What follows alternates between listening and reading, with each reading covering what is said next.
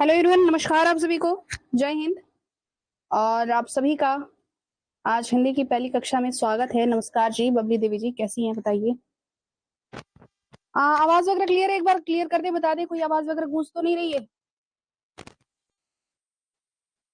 एक बार बता दे तो क्लास को स्टार्ट करूं मैं।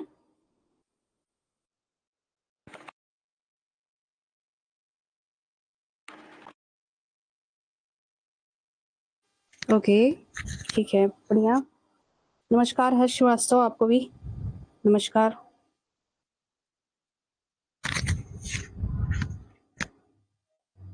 शुरू करते हैं क्लास को, ठीक है ना। बाकी जितने भी मित्रगण आए हुए हैं एक बार अपनी उपस्थिति दर्ज करा देते तो अच्छा होता है ना। एक बार सभी अपनी उपस्थिति दर्ज करा दें तो अच्छा होगा। शुरू करेंगे क्लास को और स्टार्ट करते हैं।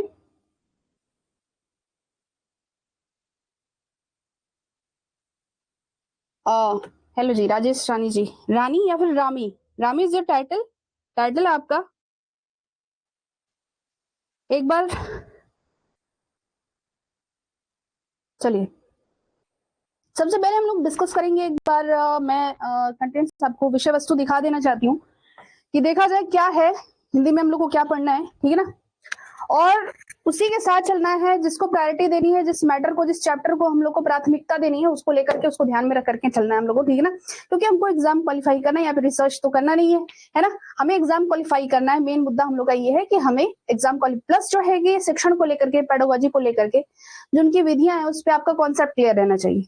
यही हमारा उद्देश्य है, यही ध्येय है इस एग्जाम का, है ना। तो सबसे पहले समझेंगे। और मैं ग्रामर के बीच वाले क्वेश्चन को इसलिए उठाना चाह रही थी क्योंकि ये मैं देख रही हूँ पिछले कुछ वर्षों से लगातार उपसर्ग और प्रत्यय पूछा जा रहा है। उपसर्ग और प्रत्यय जो है लगातार पूछा जा रहा है, इसलिए इस विषय वस्तु को मैं उठाई हूँ। हालांकि थोड़ा सा बीच वाला पोर्शन हो गया। स्टार्टिंग का पोर्शन आपका जो होता है वर्ण विचार होता है, शब्द विचार होता है, उसी का हिस्सा है, उसी का हिस्सा बनेगा ये। इसको थोड़ा अलग करके पढ़ाया भी जाता है और बहुत आसान है, बहुत ज्यादा कठिन नहीं है, आप सभी कर ले जाएंगे इसको। और संस्कृत में भी जिस तरीके से उपसर्ग प्रत्यय की मान्यता है उसी प्रकार जो है हिंदी में, व्याकरण में भी जो है लगातार कुछ पिछले वर्षों से प्रश्न लगातार बनते आ रहे हैं। इसलिए मुझे ये ज्यादा इंपॉर्टेंट लगा और सबसे पहले मैं इसको रखना जरूरी समझी पहले क्लास में ही, ताकि ये क्लियर हो जाए तो छुटकारा मिल जाए, है ना। और इस पर ढेर सारी प्रैक्टिस भी करेंगे, आज क्वेश्चन भी लेके आई हूँ मैं। टॉपिक क्लियर होने के बाद आज हम लोग उपसर्ग करेंगे और नेक्स्ट डे हम लोग प्रत्यय करेंगे, और साथ ही कल के क्लास में हम लोग वर्ण विचार भी शुरू कर देंगे। वर्ण विचार में भी आपके वर्ण थोड़ा बहुत पढ़ा जाएगा। स्पेशली आपका संज्ञा सर्वनाम से प्रश्न आते हैं और विशेषण विशेष से पूछ देता है, ज्यादातर विशेषण विशेष से पूछ दे रहे हैं ये।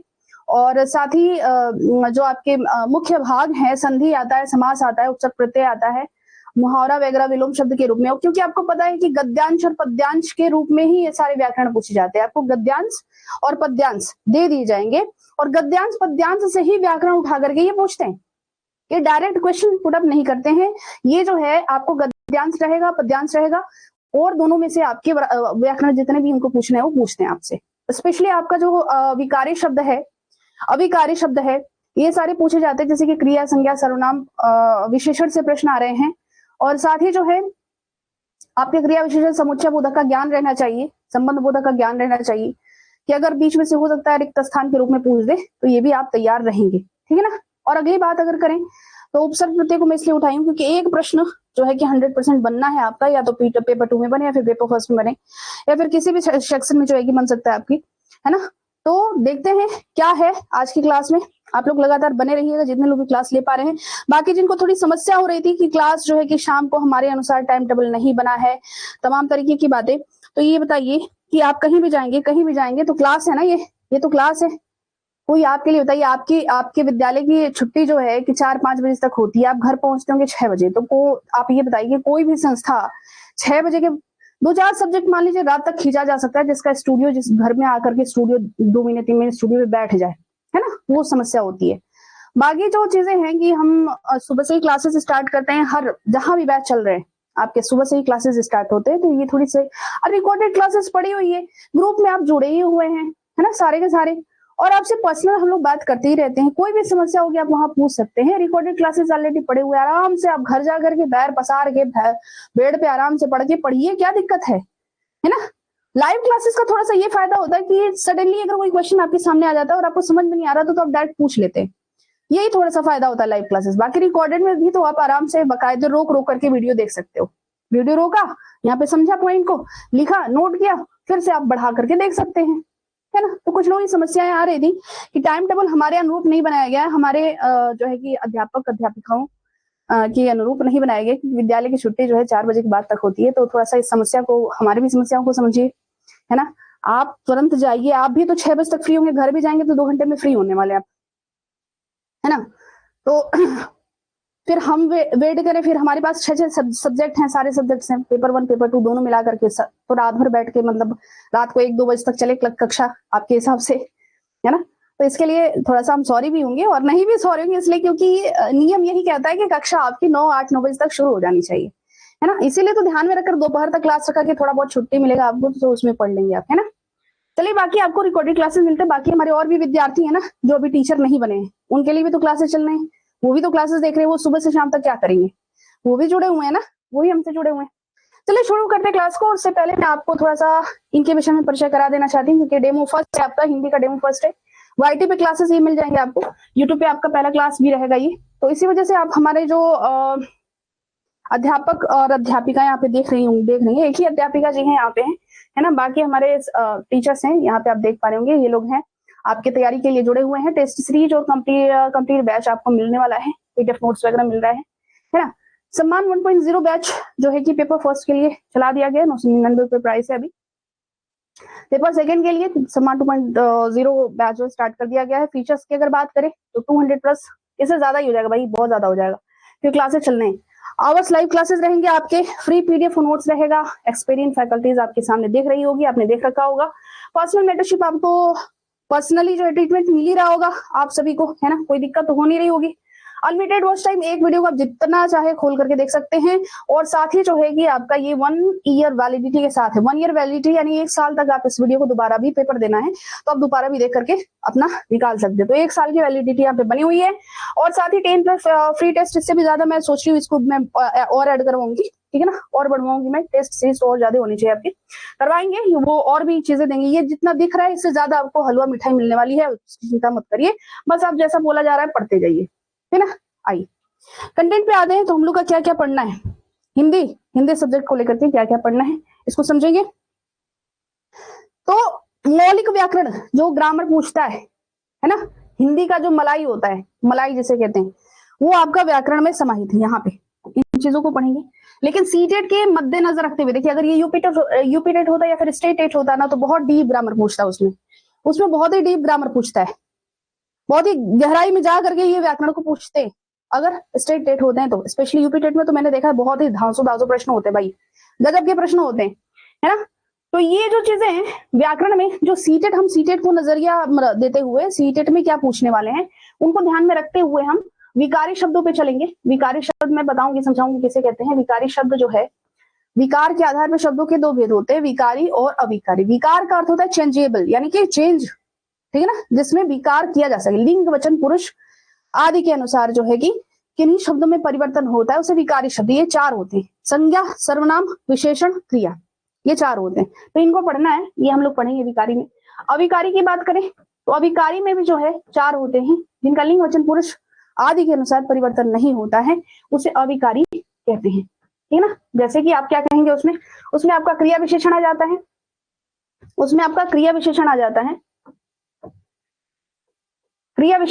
है, क्रिया विशेषण, समुच्चय बोधक आ जाता है, संबंध बोधक आ जाता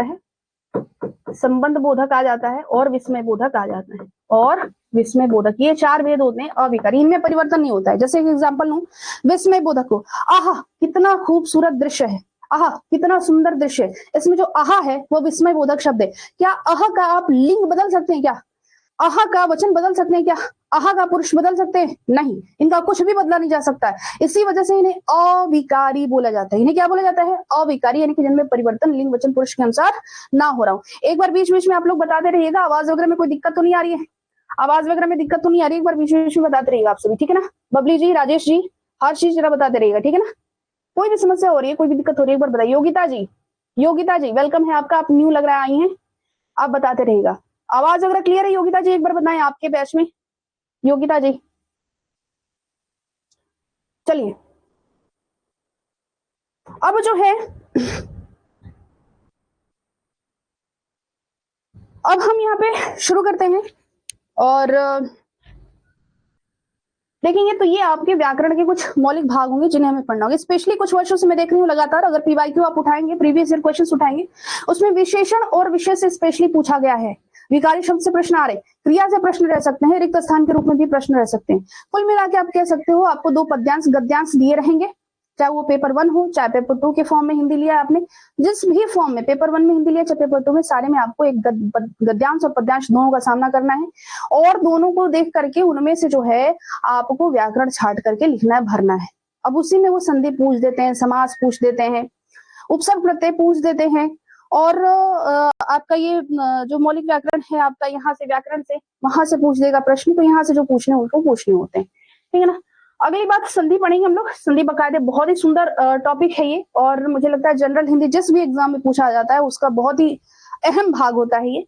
समास पढ़ेंगे। समास का अर्थ होता है संक्षेपीकरण, यानी कि दो या दो से अधिक शब्द मिलकर के सार्थक संक्षेप बनाए, संक्षेपीकरण करें तो वो आपके समास में शामिल किया जाता है।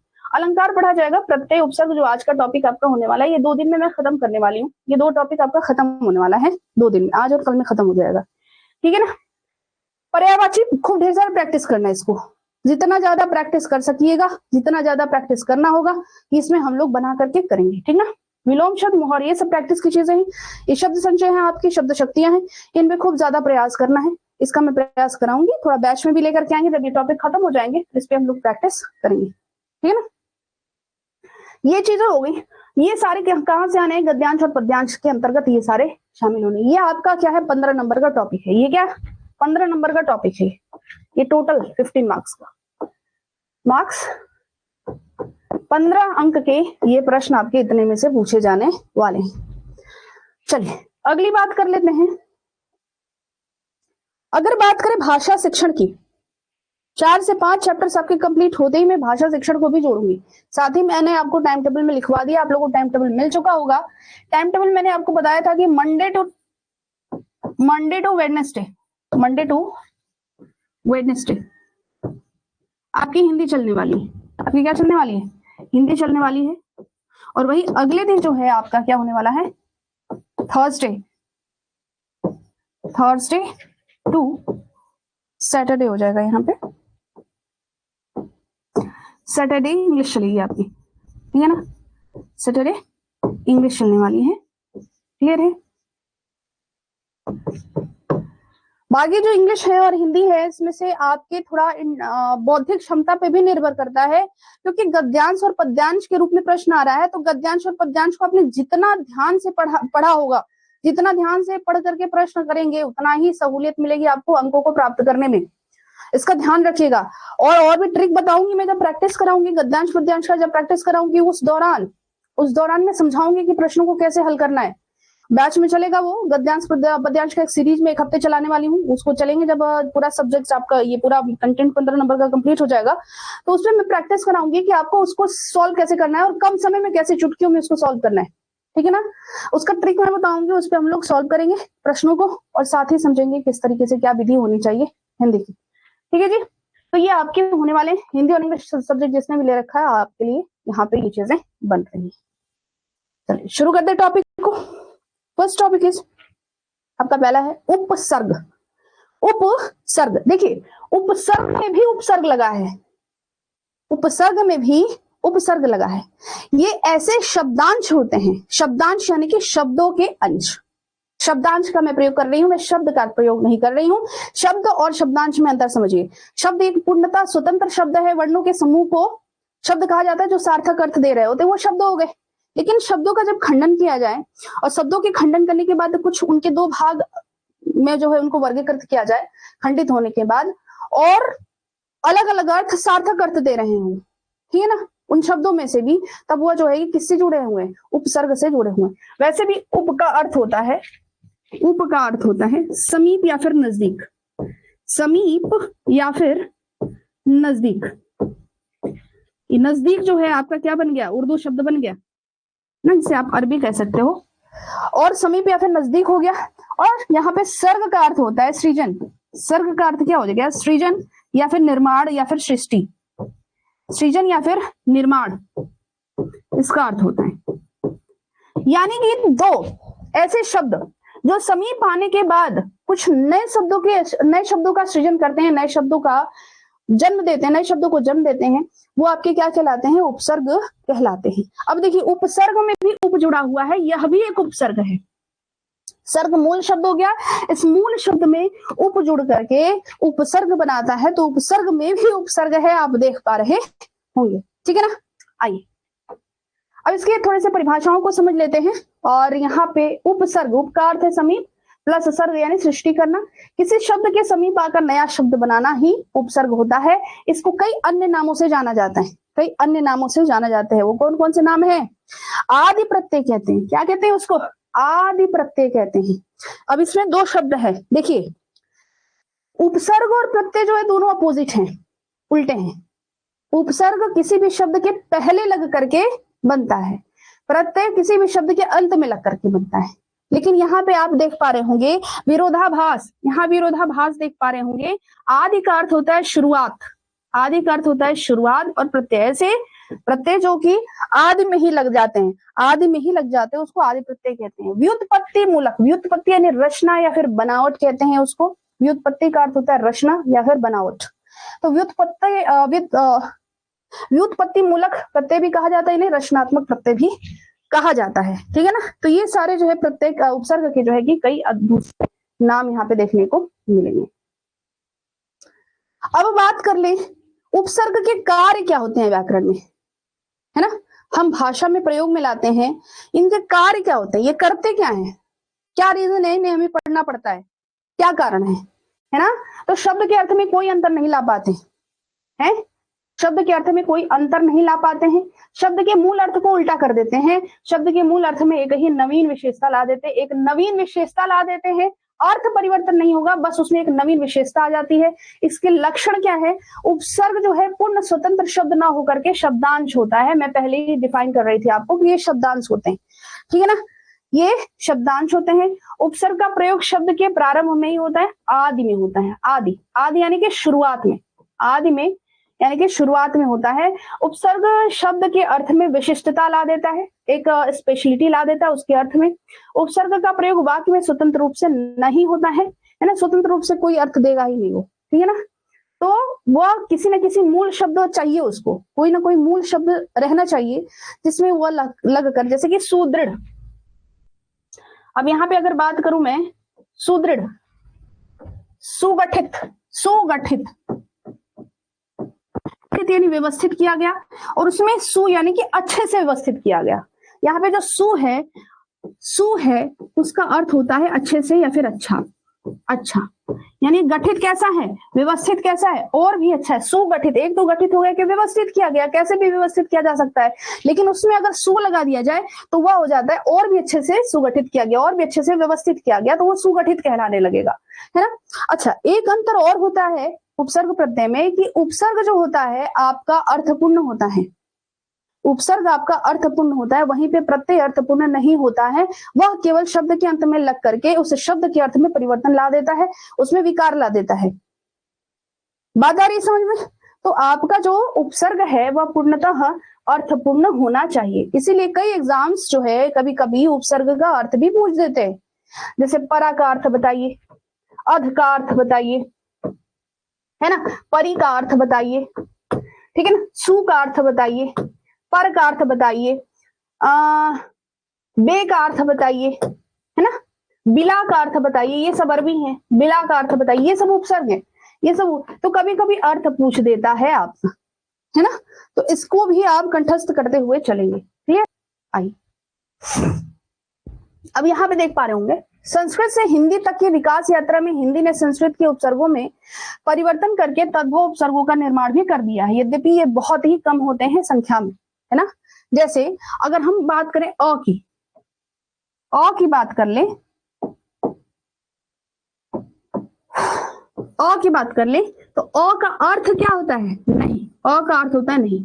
अब अजान में आप देख पा रहे होंगे, अजान में आप अ लगा है, अलग में लगना, लगना में अ लग गया यानी कि नहीं लगना, यानी कि नहीं लगना। काज यानी कि कार्य, और कार्य के पहले अ लग करके क्या हो गया, काज को अकाज कर दिया, बिना काज का कर दिया। छूता में अछूता लग गया, पच में अपच, अचेत, अथाह, अवेर, अटल, अनोखा। संस्कृत का अव्यय अ भी हिंदी के उपसर्ग के रूप में प्रयुक्त होता है। एक बात याद रखिएगा, कुछ ऐसे संस्कृत के भी उपसर्ग हैं जो कि हिंदी में सामान्य रूप से उसी तरीके से प्रयोग में लाए जाते हैं जिस तरीके से संस्कृत में लाए जाते हैं, ठीक है ना। इस बात को ध्यान में रखना है, किंतु वह संस्कृत के तत्सम शब्दों के साथ लगता है, हिंदी का अ उपसर्ग तद्भव शब्दों के साथ आता है।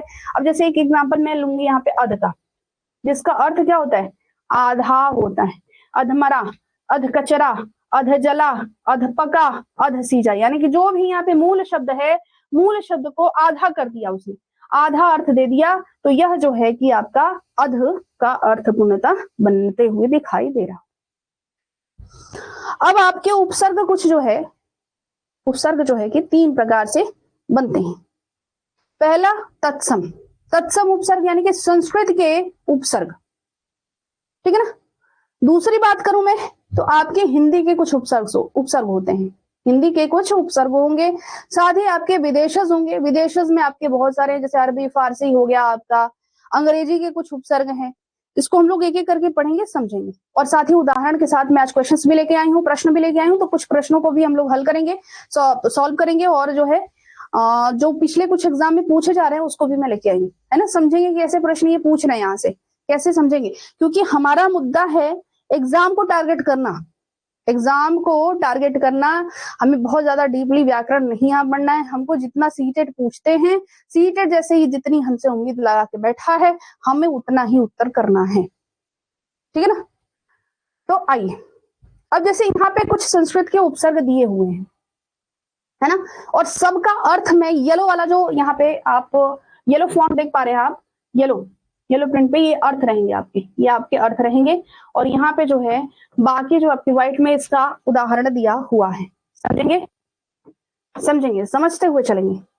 अब संस्कृत के उपसर्गों का प्राय हिंदी प्रयोग होता है जो निम्नलिखित है, जिस प्रकार प्र का अर्थ होता है ज्यादा या फिर आगे या फिर ऊपर, परा का अर्थ पीछे से है आपका और ऊपर की तरफ है, सम यानी बराबर, अनुमेष पीछे, अब, अलम, आविर, आ, निस, निर, दुष, दुर, बी, आंग, नी, अधि, अपि, अति, सु, उत, अभि, प्रति, परि, उप, इति, तिरस, पूरा, प्राग, प्राग, बहि। ये आपके संस्कृत के कुछ उपसर्ग हैं, सामान्यतः ये हिंदी में भी प्रयोग में लाए जाते हैं, इस बात का ध्यान रखिएगा, ठीक है ना। आइए एक एक करके थोड़ा सा पढ़ लेते हैं तो हमारे लिए और भी अच्छे से क्लियर हो जाएगा। जैसे परा का अर्थ होता है क्या, पीछे या फिर उल्टा।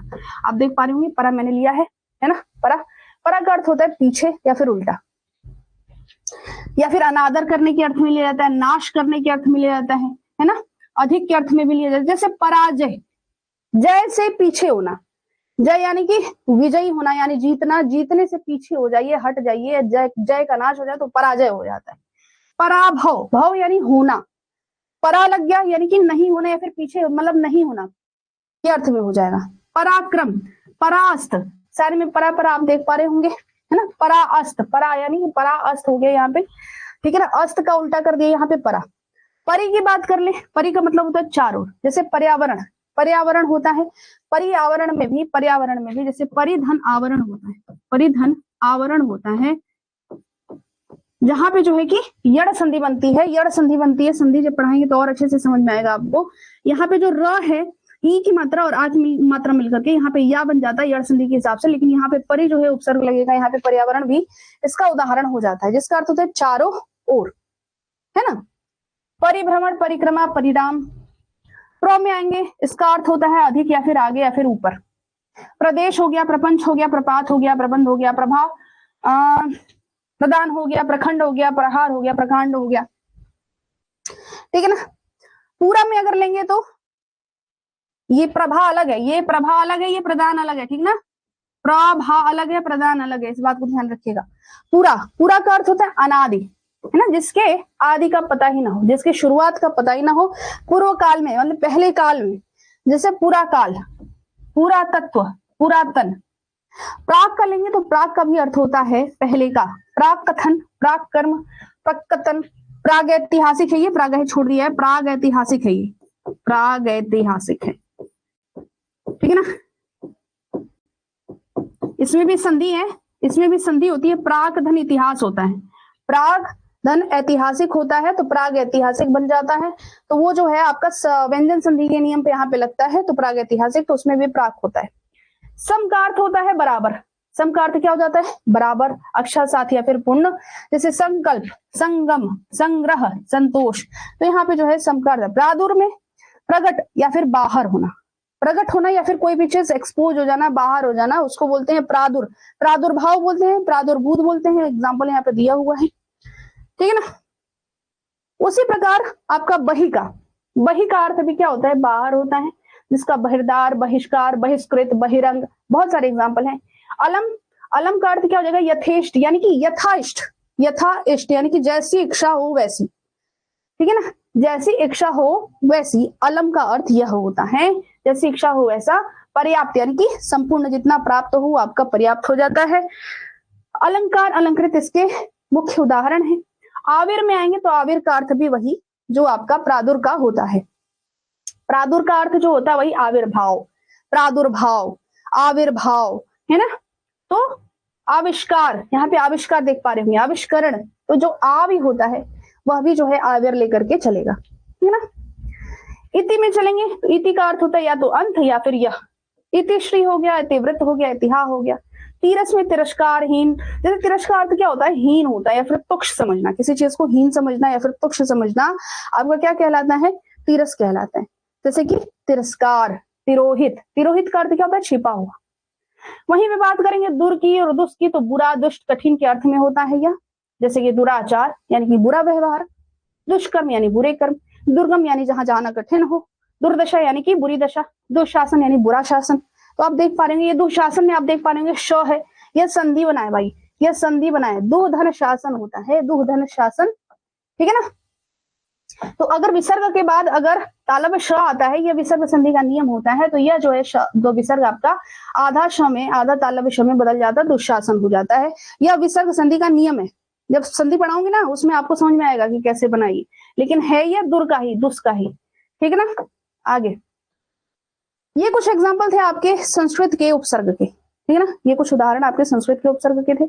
अब यह जो है वो हिंदी का उदाहरण है, हिंदी के उपसर्ग के उदाहरण, जैसे कि ऊ, ऊ का अर्थ होता है ऊंचा या फिर उद यानी उठा हुआ भाग, उचक्का, उजड़ना, उखाड़ना, उलांघना, उतावला, उतारना। ये उतावला है, वह है, ब नहीं है, ये वह है, ठीक है ना। ये उनकी बात करेंगे तो एक कन, एक कम, जैसे 29 लिखते हैं ना, 29 लिखते हैं, 29 लिखते हैं कि नहीं, तो 30 से एक कम, 1 माइनस, -1 कर दिया जाए, एक कम कर दिया जाए, तो उन लगाते हैं उस अर्थ में। 29 को कैसे लिखते हैं, 29 को लिखते हैं, 29 को लिखते हैं, यानी कि 30 से एक कम 29 होता है, ठीक है। तो जहां जहां उन लगा है उसका मतलब होता है कि क्या, एक कम, जैसे 19, 29, 39, 49, 49 यानी 50 का 49, 50 से एक कम, तो 50 का प हटा करके 40 रखा गया और उन लगा दिया गया, तो 49 यानी 50 में एक कम यानी 49 होता है। बात आ रही समझ में। तो जो गिनतियों में आपके उन लगते हैं तो वह उन जो होते हैं वह एक कम को दर्शाते हैं। वहीं पे बात करेंगे औ की, अवगुण, अवसर, अवतार, अवघड़, अवघट। कु की बात करें, कु बुरे के अर्थ में होता है, या तो क ले लीजिए या फिर कु ले लीजिए, एक ही बात होती है। कपूत, कुटेव, कुठंग, कुठौर, कुढ़ाव, कमजोर, तो है आपका हो जाता है। यहाँ कमजोर मत लीजिएगा, ये गलत है भाई, कमजोर हटाइए। कमजोर जो है अरबी है आपका, कमजोर अरबी है, कम शब्द है, कम, कम शब्द से लिया गया, इसको मैं गलत मान रही हूँ, यहाँ पे गलत है, कमजोर नहीं होगा, ठीक ना। चौ का लेंगे अगर, चौ का अर्थ होता है चार, चौराहा, चौमासा, चौकोर, चौरंगी, चौमुखा, चौपाया, चौखट, चौतरफा। चौ यानी चार के अर्थ में लेना है। चार संख्यावाचक विशेषण से बना हुआ उपसर्ग है, जो चौ स्वतंत्र रूप से प्रयुक्त नहीं होता तथा उपसर्ग के रूप में ही काम में लिया जाता है, इस बात का ध्यान देना है।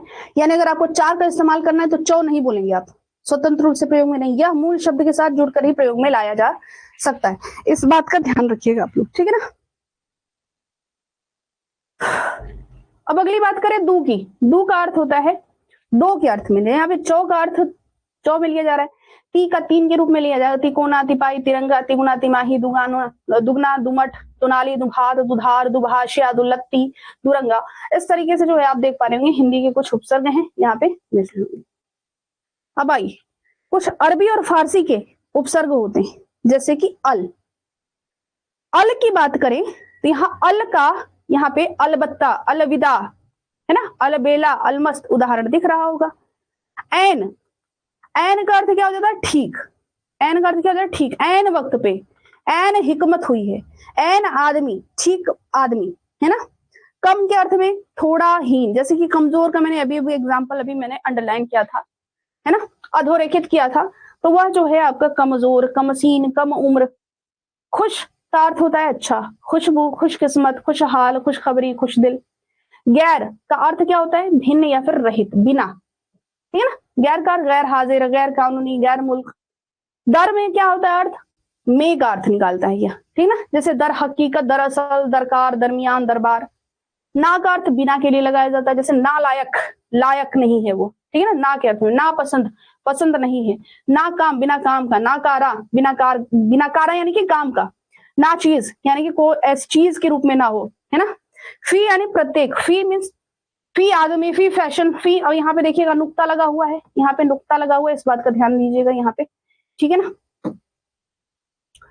ब का अर्थ होता है साथ, सहित, बदौलत, बमुश्किल, बकौल, बखूबी, बखुद, बजाय, बतौर, बदस्त, बनाम, बदस्तूर।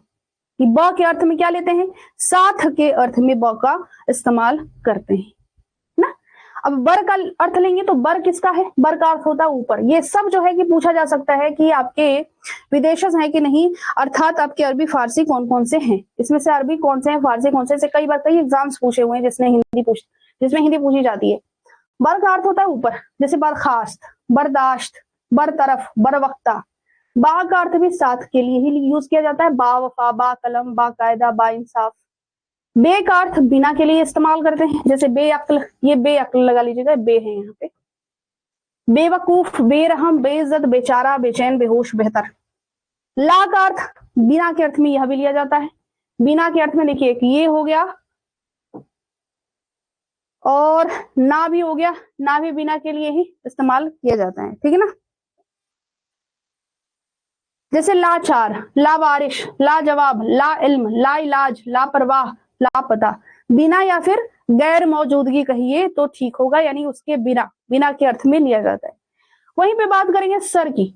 सर का अर्थ होता है मुख्य, सर से सर याद कर लीजिए, सर मुख्य होते हैं, इंपॉर्टेंट चीफ होते हैं, है ना। सरकार हो गया, सरताज हो गया, सरदार हो गया, सरगना हो गया, सरहद हो गया।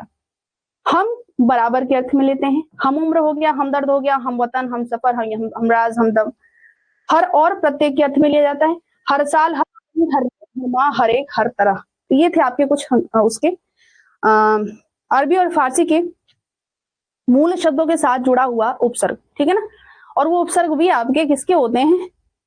अरबी फारसी के होते हैं। अब आइए कुछ अंग्रेजी के उपसर्ग ले लेते हैं। जैसे कि अंग्रेजी के उपसर्ग भी कभी कभी विशेष परिस्थिति में स्थान की पूर्ति करते निर्देशित होते दिखाई देते हैं, जैसे कि डिप्टी।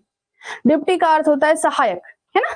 एक जनरल मैनेजर हो गए, एक डिप्टी जनरल मैनेजर हो गए, है ना। एक जनरल होते हैं, एक डिप्टी जनरल होते हैं, डिप्टी भी लगता है ना। तो डिप्टी का अर्थ होता है सहायक, जो असिस्टेंट के फॉर्म में काम करता है, ठीक है ना, सहायक के रूप में काम करते हैं। जैसे कि कलेक्टर का जो डिप्टी कलेक्टर है तो वो उनके सहायक, मतलब कलेक्टर नहीं रहते, डिप्टी कलेक्टर काम देखते हैं। Deputy registrar, deputy SP, deputy commissioner. तो डिप्टी कहने का मतलब ये इंग्लिश का ड्यूटी होता है, DUPTY, इंग्लिश का डिप्टी से बना हुआ है। हाफ का अर्थ होता है आधा, हाफ कमीज, half pant, half shirt. Head हो गया, हेड का अर्थ होता है प्रधान, head master, head office, head clerk, head mistress. Vice है तो देखिए उपसर्ग की सीमा नहीं है, बहुत सारे, लेकिन उसमें से बहुत कभी पूछे जाते हैं, जो इंपॉर्टेंट होते हैं वो पूछे जाते हैं, ठीक है ना। कभी कभी विदेशज वाले भी पूछ लिए जाते हैं, क्लियर है। वाइस का अर्थ होता है जैसे ना प्रिंसिपल, वाइस प्रिंसिपल। तो वाइस का अर्थ होता है उप, यानी कि अगर कोई मुख्य पद वाला व्यक्ति कार्य ना कर रहा हो तो उसके गैर हाजिरी में जो है कि वह उसका जो उप होता है, वाइस जो होता है, वह कार्य को संभालता है, वह होता है उप, ठीक है ना। वाइस जो कि VICE लगता है, उसमें वाइस लगता है, वाइस लगता है। वाइस लगता है ना। तो वाइस चांसलर हो गया, वाइस चेयरमैन हो गया, वाइस प्रेसिडेंट हो गया। चीफ किस में लगता है? चीफ का अर्थ होता है मुख्य, यानी कि chief minister, chief secretary. Double, दुगना खुराक, डबल रोटी, इस तरीके से हो गया। सब इंस्पेक्टर, सब लगा हुआ है, सब, ये सब के लिए लगता है, सब, है ना। सब इंस्पेक्टर हो गया, सब रजिस्ट्रार हो गया, सब कमेटी हो गया, सब डिवीजन हो गया। तो इस तरीके से कुछ एग्जाम्पल आपके उपसर्ग के बनते हैं। था बहुत आसान, आसान था ना। इसका एक प्रश्न भी छोड़ेंगे नहीं आप लोग। हम यही उम्मीद करेंगे आपसे कि यह 2 नंबर तो आप जरूर लेके आएंगे, है ना। यह 2 नंबर तो आप जरूर लेके आएंगे अगर पेपर 1 पेपर 2 दे रहे हैं। एक प्रश्न रहेगा, याद रखिएगा, या तो पेपर फर्स्ट में मिल जाए कोई, या पेपर सेकंड में मिल जाए, कहीं ना कहीं मिल जाएगा आपको ये, ठीक है ना। लेकिन रहेगा, या तो उपसर्ग से रहेगा या प्रत्यय से रह सकता है, दोनों में से कोई एक से रहेगा, ठीक है ना। पिछले कुछ वर्षों से लगातार पूछे जा रहे हैं एग्जाम में, ठीक है ना। जैसे कि यहाँ पे देख रहे होंगे आप, सुघड़ शब्द में सु है, ये सीटेड 6 फरवरी 2023 पेपर सेकंड में पूछा गया है, पेपर सेकंड में पूछा गया है क्वेश्चन। अब सुघड़ में क्या लग गया आपका? सु लग गया है। अब इसमें प्रत्यय नहीं है, घड़ मूल शब्द है, घड़ मूल शब्द है और इसमें उपसर्ग लगा हुआ है। पूछ रहा है कि प्रत्यय है, उपसर्ग है, या फिर संज्ञा या सर्वनाम है। तो सुघड़ आपको पता है प्रत्यय बाद में लगता है, सुघड़ आपका अभी प्रत्यय पे भी चलेंगे, लेकिन कुछ हम लोग उदाहरण आज कर लिया जाए, एग्जाम्पल कुछ कर लिया जाए, ताकि हम लोग को और भी आसानी रहे। अगला प्रश्न देखें, नियंत्रित में प्रत्यय, प्रत्यय से प्रश्न है, इसको अगले में करेंगे। ये 2023 में पूछा गया है, फरवरी 2023 में पूछा गया है, 3 फरवरी 2023 में पूछा गया है। नियंत्रित, तो इसमें इत प्रत्यय लगा है। नियंत्रण मूल शब्द है, नियंत्रण मूल शब्द है, और नियंत्रण में इत लगा है। तो ये जब मैं प्रत्यय पढ़ाऊंगी उस वक्त बताऊंगी। किस शब्द में उपसर्ग व प्रत्यय दोनों है? सीटेट का क्वेश्चन 2023 पेपर फर्स्ट, पेपर 1 में पूछा गया, 1 to 5 वालों के लिए, 1 to 5 वालों के लिए। सफलता, स्वीकार, असफल या फिर असफलता, इसमें ता लगा है जो कि प्रत्यय है। स्वीकार, स्वी में स्वीकार लगा, स्वी लगा हुआ है और कार लगा है। असफल में अ लगा है, इसमें केवल उपसर्ग दिख रहा होगा, इसमें दोनों है, इसमें अ उपसर्ग है, अ उपसर्ग है और ता प्रत्यय है, ता प्रत्यय, ठीक है ना। उत्तर क्या हो जाएगा आपका? चौथा हो जाएगा। उसी प्रकार संस्कार में कौन सा उपसर्ग है? सीटेट जनवरी 2022 पेपर 1 में पूछा गया है। संस्कार में सम लगा हुआ है भाई, सम लगा। अभी सम का उदाहरण मैं बता रही थी, सम का उदाहरण मैं पीछे बताई हूँ, सम, ठीक है ना। अगला प्रश्न है, चलिए ये हम लोग का प्रैक्टिस वाला क्वेश्चन होगा, ये हम लोग का प्रैक्टिस का क्वेश्चन है, ठीक है ना। वो आपके एग्जाम में नहीं, आपको उदाहरण दिखा दिया कि आपके एग्जाम में कैसे पूछे जाते हैं। और अब जो है या आपका उपसर्ग में प्रैक्टिस कर, ये मेरा पर्सनल प्रैक्टिस करवा रही हूँ मैं, अपना जो टॉपिक पढ़ाई हूँ इससे प्रश्न खूब 15-20 क्वेश्चन है, अगर बच जाता है समय, क्योंकि 2:15 पे आपका सीडीपी का भी क्लास है, 5-10 मिनट चाहिए होगा मुझे भी, है ना। चलिए, उपसर्ग को कहते हैं क्या? शब्दांश कहते हैं, शब्द कहते हैं, वाक्यांश कहते हैं, पद कहते हैं। बात को समझिएगा, उपसर्ग को शब्दांश कहते हैं, यानी शब्दों का अंश होता है। शब्द जो होता है वो स्वतंत्र होता है, या स्वतंत्र रूप से बोला जाता है, और सार्थक होता है। और क्या होता है? सार्थक होता है, इसके गुण होते हैं। पद क्या होते हैं? शब्द ही होते हैं, लेकिन वह वाक्यों में बंधित होते हैं, वाक्यों में बंधे होते हैं, वाक्यों में बंधे होते हैं, ठीक ना। वाक्यांश क्या होते हैं? ये कई शब्द हो सकते हैं, कई शब्द हो सकते हैं, ये कई शब्द हो सकते हैं, वाक्यों के अंश होते हैं, कई शब्द पर वाक्यों के अंश, पर वाक्यों के अंश, ठीक है ना। इस बात को ध्यान रखिएगा। उत्तर आपको ए वाला, मैं शुरू से शब्दांश शब्दांश बोल रही हूँ, बार बार बोल रही हूँ, तो आपको क्लियर हो गया होगा। तो पहले का ए आंसर हो जाएगा। उपसर्ग का प्रयोग होता है, थोड़ा आप लोग हैं अगर लाइव तो आंसर भी करते चलिए, तो मुझे मजा आ जाए, तो मुझे मजा आ जाए, है ना। 5 मिनट और मैं क्लास लूंगी, देखेंगे जितना भी प्रश्न बन पाएगा उसको करेंगे, ठीक है। लाइव में अगर आप लोग तो बताते चलिएगा आंसर। उपसर्ग का प्रयोग होता है, बताइए, शब्द के आदि में, शब्द के मध्य में, शब्द के अंत में, इनमें से कोई नहीं। बताएं उपसर्ग का प्रयोग कब होता है? आदि का अर्थ होता है शुरुआत, आदि का अर्थ होता है शुरुआत। मैंने आपको बोला उपसर्ग शुरू में लगता है, ठीक है ना। उपसर्ग जो है शुरू में लगता है, तो शब्दों के आदि में लगता है, तो वह उपसर्ग कहा जाता है। उपसर्ग वह शब्दांश है जो किसी शब्द के बाद में जुड़ता है। कहना क्या चाह रहे, देखिए, किसी शब्द के बाद में जुड़ता है, किसी शब्द के मध्य में जुड़ता है, किसी शब्द के आगे जुड़ता है, शब्द में कभी भी कहीं भी जुड़ जाता है। नहीं, सी केवल। हाँ, गुड, बहुत अच्छा। अब आंसर आने लगा आप सभी का। राजेश जी का आया, दुलार जी का आया, ए आंसर आ रहा है। क्वेश्चन नंबर बता दे चलिए, कौन से का आंसर कर रहे हैं आप, कौन से नंबर का आंसर कर रहे हैं? ठीक है, बहुत अच्छा, सी आ रहा है, गुड।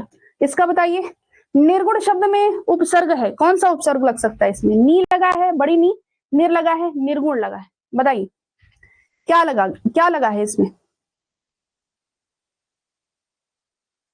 आंसर करिए, हम देख रहे हैं। देखिए इसमें एक गलती है, एक गलती है इसमें, मैं बताऊंगी कहाँ है। ए आ रहा है, ए आ रहा है, राजेश जी का, दुलाई जी का ए आ रहा है, ए आ रहा है आप लोग का नी। नहीं जी, नहीं नहीं नहीं।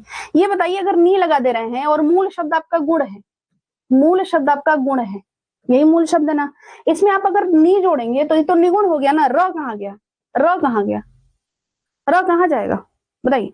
तो यहाँ पे जो है आपका निर लगता है, निर नामक उपसर्ग लगता है, जिसका उदाहरण मैंने अभी लिया नहीं था। निर के अर्थ में होता है, जिसका अर्थ होता है बिना या फिर नहीं, बिना या फिर नहीं, या फिर बिना या फिर नहीं, ठीक है ना। यहाँ पे जो है आपका सी जा रहा है, यहाँ पे हलंत लगा होना चाहिए। यहाँ पे एक बात का ध्यान रखिएगा, ये हलंत लगा होना चाहिए इस पे, ठीक है ना। आधा र रहता है, तभी वह गुण में मिलकर के वो जो है आपका रेफ बन जाता है, रेफ बन जाता है, रेफ र बन जाता है, निर्गुण हो जाता है। जैसे आसमानी र बोलते हैं ना सामान्य भाषा में। पराजय में परा का अर्थ होता है पीछे, परा का अर्थ होता है पीछे या फिर हार या फिर नाश, यही होता है परा का अर्थ, है ना। पराजय में उपसर्ग क्या लगा है? सी लगा है। आंसर करते हुए चलिएगा, गुड, बहुत अच्छा, सी आंसर आया राजेश जी का, ठीक है, बहुत अच्छा। अगले करिए, जल्दी जल्दी थोड़ा करिए इस पे, अब रुकिए लोग मत आप लोग। हाँ, गुड, रुकिए नहीं। इसका बताइए, 6 का बताइए, अपहरण में किस उपसर्ग का प्रयोग हुआ है? अपहरण में किस उपसर्ग का प्रयोग हुआ है? जल्दी जल्दी जल्दी, फास्ट, एकदम स्पीड बढ़ा लीजिए आप लोग। नेक्स्ट क्लास भी है, 2:15 पे हाजिर होना है आप लोग को, फिर मैं 10 प्रश्न करा के यहीं पे रोकूंगी, बाकी का कल करा दूंगी तब। अपहरण में अप लगा है, अप लगा है, ठीक ना। हरण मूल शब्द है, हरण यानी हरना, हरण मूल शब्द है, और इसका अप जो है कि क्या हो जाएगा आपका? सी हो जाएगा 6 का, ठीक है। अगले में बताइए, प्रज्ञ में, प्रज्ञ में, प्रज्ञ में जल्दी बताइए, प्रज्ञ में क्या लगेगा उपसर्ग?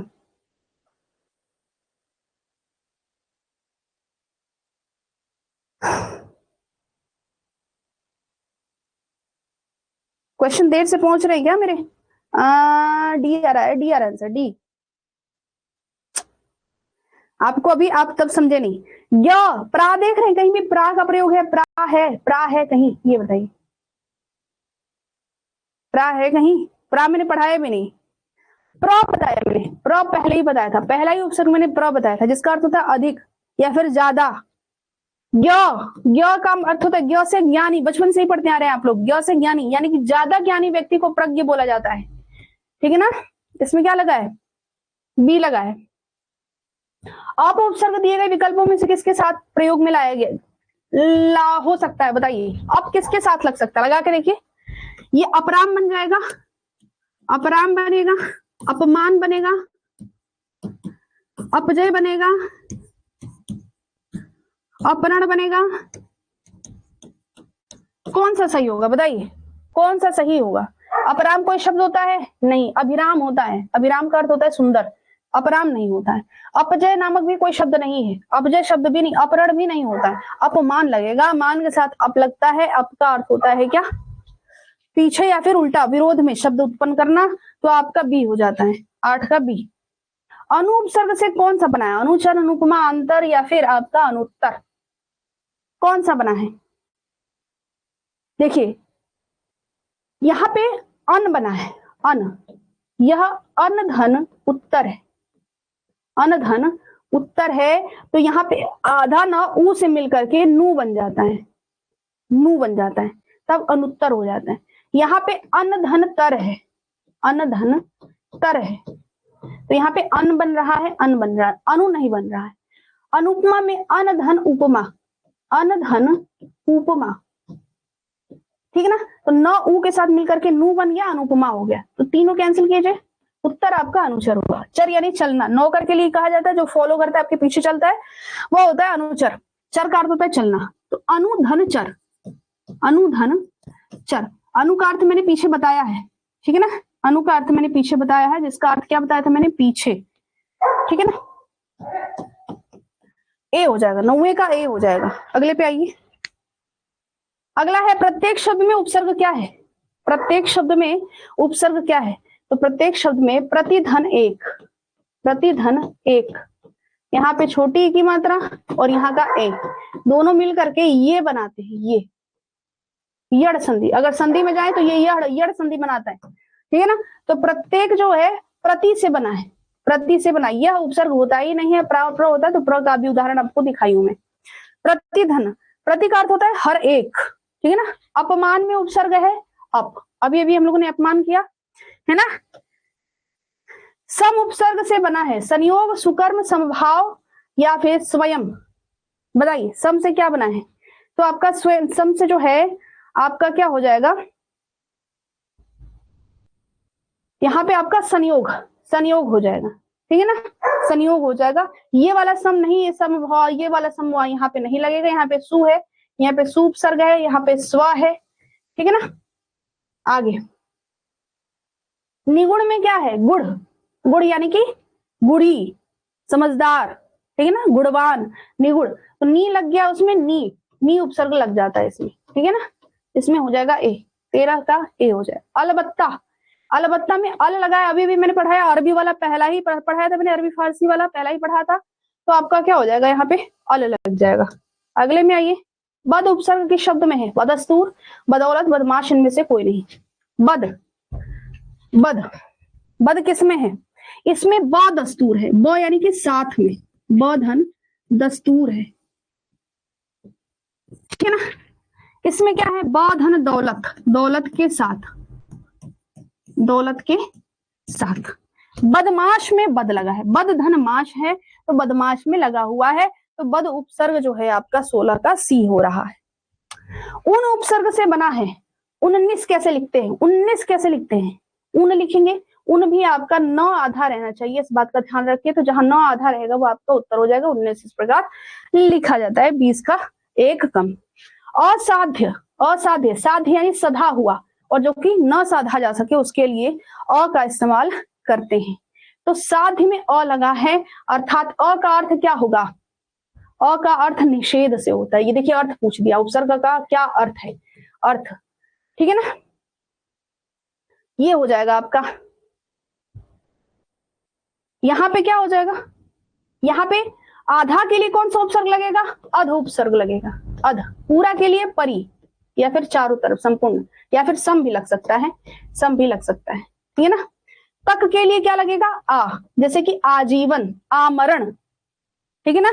तो आ जो है कि तक के लिए लगता है, तो आ यहाँ पे तक के लिए। निषेध यानी कि नहीं के अर्थ में लगता है अ, ठीक है ना। बे उपसर्ग किस शब्द समूह में नहीं है, बेरहम, बेखुदी, बेदम, बेईमान, बाइज्जत, बाकायदा में नहीं है, इसमें बा लगा है।